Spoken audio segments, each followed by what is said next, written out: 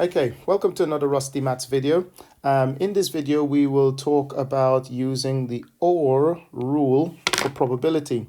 So we are going to be calculating probability in this video. But let's talk about the OR rule. The OR rule is actually applicable to mutually exclusive events. And mutually exclusive events are events that cannot happen at the same time. So it's really important that this is recognized. An example of a mutually exclusive event is tossing a coin. If you toss a coin, you can only get heads or tails. You cannot get them both at the same time if you only toss the coin once. So it's either head or tails. Okay, so that's a mutually exclusive event. Okay, so let's see what formula we use when we have mutually exclusive events. If two events are mutually exclusive, then the probability of getting one event or the other is the probability of the first event added to the probability of the second event. So in other words, if you ever use the word or in probability, you need to remember that the operation is that you need to add. Okay, so that's how we do that.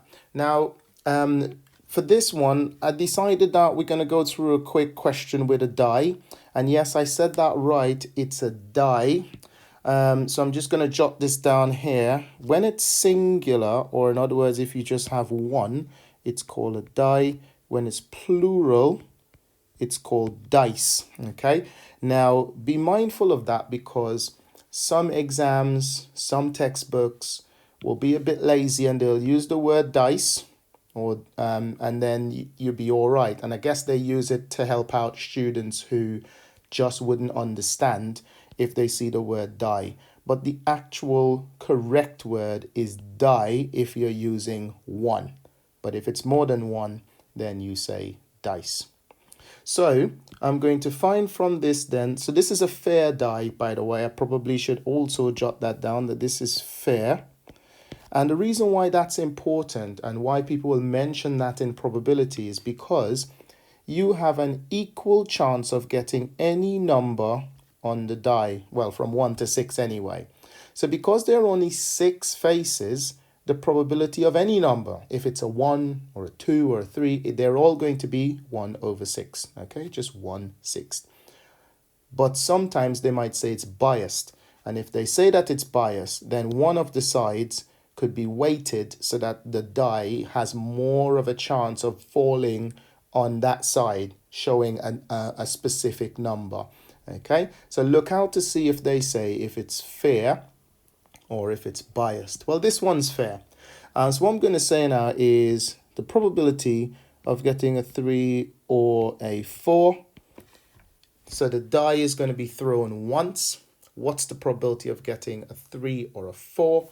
Then you can't get them both at the same time. That's mutually exclusive.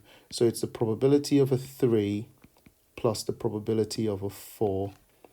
We know the probability of a 3 is 1 over 6 because this die is fair.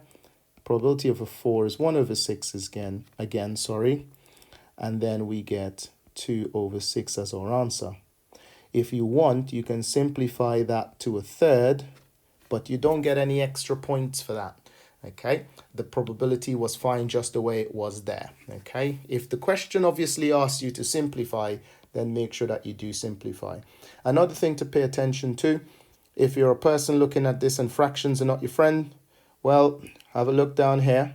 We never add the denominator. We only add the numerator. Add or subtract only the numerator. We try to get the denominator to be the same. All right, let's look at another type of question that you might get. So here I have got a spinner. And this spinner is divided into 8 separate pieces. 1, 2, 3, 4, 5, 6, 7, 8. And on this spinner, we're going to look at what's the probability of getting a 1 or a 4. Just because I want to have a play around with it so you can see. Well, there are 8 pieces, but only one of them is going to be for the 1. So that's going to be 1 out of 8. We have the word or there, so we need to add. And then we've got 3 lots of 4s, so therefore 3 out of 8. And all we need to do, add the numerators, 4 out of 8. If again you want, you can simplify that to a half. That is entirely up to you. Okay. So in this section, I'll add one more thing, and that's looking at a discrete random variable. You might not have heard of it before, but here's what it looks like. So here it is. Now we've got what is just a table here with, imagine that there are, I don't know, buttons in a bag or whatever, and the only colors you've got are red, yellow, and blue. And these are the probabilities of choosing that particular color out of the bag. So half of the buttons, so let me call them counters. Half of the counters in the bag are yellow. And then you've got 2/10 or 1/5 of them are blue. And then you've got 3/10 there that are red. So that's something in, they've already been given, that's already been given to you. Now, be mindful of this. Sometimes they will give you the table with one of the numbers missing, and they might say, go and find that number. Well, all you've got to remember is that this must always add up to 1, because probability is out of 1. So all you got to do is add all your numbers up and then subtract it from 1, and you will get that missing number that's in there. Now, they might even trick you and go as far as saying that 2 numbers are missing, but they're the same, you have an equal chance, and so on. So look out for things like that, okay? Anyway, let's use the table. It's already been given to us there. And let's say, what's the probability of getting a yellow or a red? And it's just a matter of going to the table. Yellow is 0.5, red is 0.3. And because we use the word or, we will just add those two together to give us 0.8.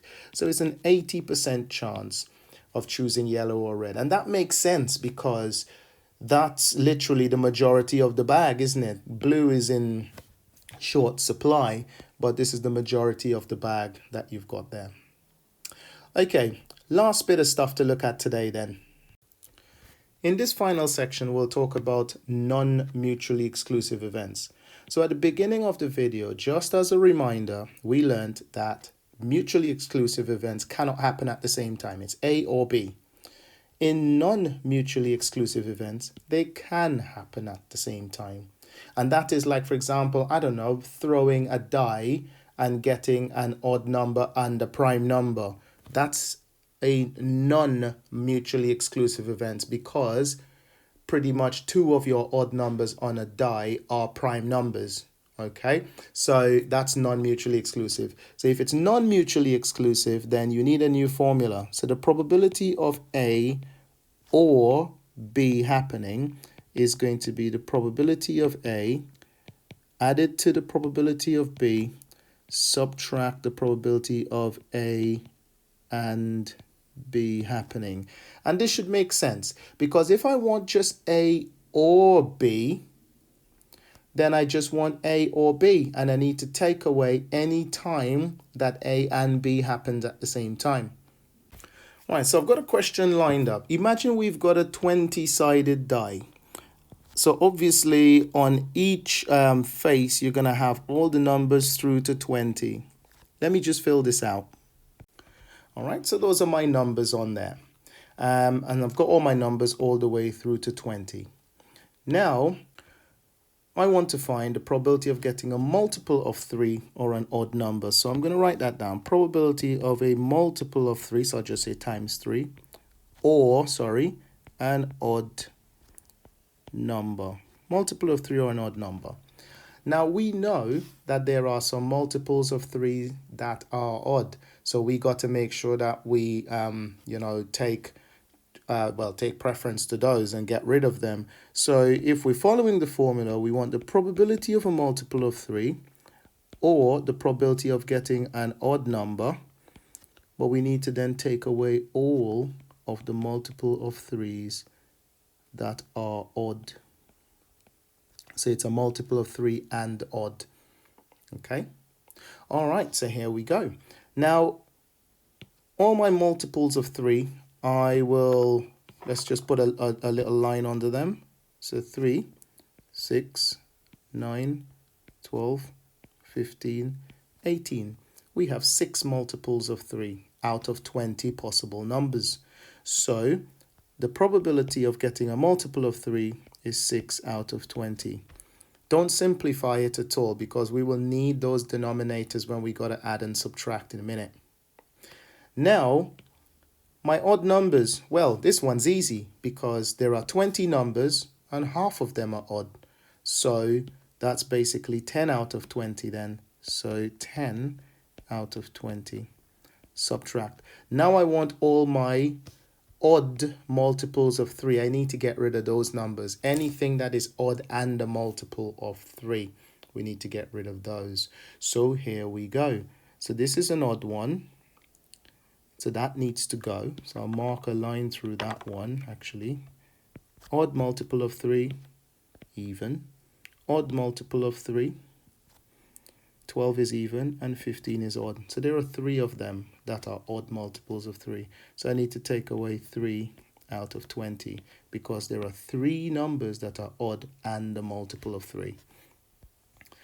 And so I finish that off now. So 10 plus 6 is 16 over 20. Take away 3 over 20. We finish this off by saying this is 13 over 20. And this is now finished. Okay, so that's non-mutually exclusive events. So as I close off this video now, what I want to say to you is, when you're needing to use the OR rule, when you're finding the probability of one or something else happening, always check, is it mutually exclusive? If it's mutually exclusive, then you just need to add the 2 probabilities. But if it's non-mutually exclusive, if there's even half a chance that they both can happen at the same time, then you must use this formula for non-mutually exclusive events. All right, so well done for making it to the end of the video, and thank you for watching. If it's useful to you or anybody else, please make sure you like and share it with someone else, and don't forget to subscribe so that you don't miss anything else that I put online. Thanks again for watching.